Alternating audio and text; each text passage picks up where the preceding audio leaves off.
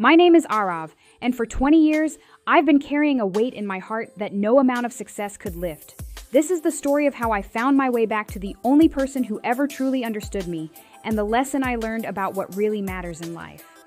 When I was 17, Sophia wasn't just my best friend. She was my safe place. In a world that often felt too loud and confusing, she was the calm in my storm.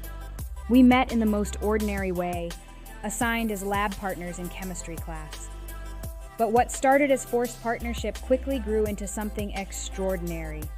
I still remember the first time she made me laugh so hard, I spilled chemicals everywhere. Instead of getting angry, she helped me clean up and said, "Well, at least we know these chemicals aren't dangerous."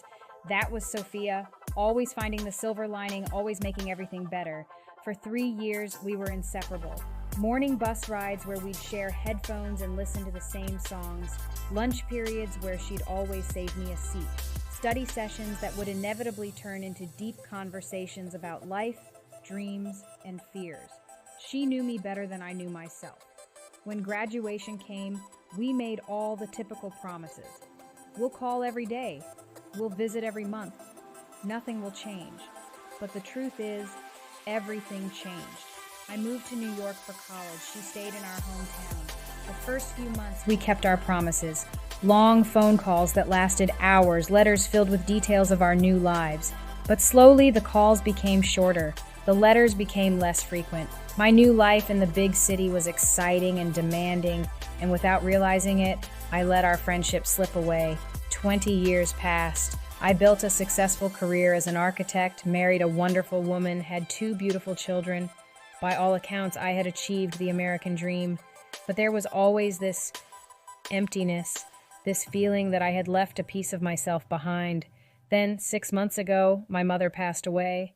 While cleaning out her attic, I found a box labeled Arav's School Memories. Inside were yearbooks, old projects, and at the very bottom, a bundle of letters tied with a faded ribbon. They were all the letters Sophia had written me during our first year apart. I sat on that dusty attic floor and read every single one, page after page filled with her hopes, her dreams, her worries. The last letter ended with, "No matter how far you go or how busy life gets, please don't forget us. Don't forget who you are when you're with me." Those words shattered me because I realized I had done exactly what she feared. I had gotten so lost in building my life that I forgot the person who helped me build my foundation. That night, I decided to find her. It wasn't easy. 20 years is a long time, but after weeks of searching social media, contacting old classmates, I found her.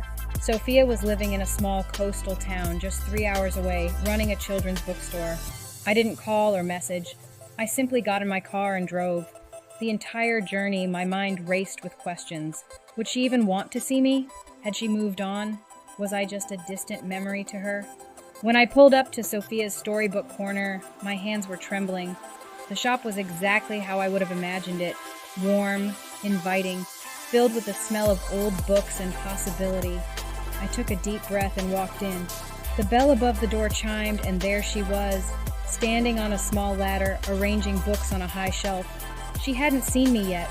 My voice caught in my throat. "Sophia?" She turned slowly, and for a moment there was no recognition. Then her eyes widened, and the book she was holding slipped from her fingers, landing on the floor with a soft thud. "Arav," she whispered, as if saying the name too loud might break the spell. "Is it really you?" All I could manage was a weak "hi." She climbed down from the ladder, her eyes never leaving mine. We stood there, just looking at each other, 20 years of unspoken words hanging between us.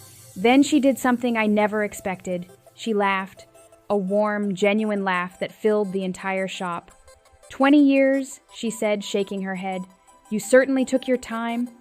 We spent the entire afternoon in that little bookstore, drinking tea and catching up on 2 decades of life.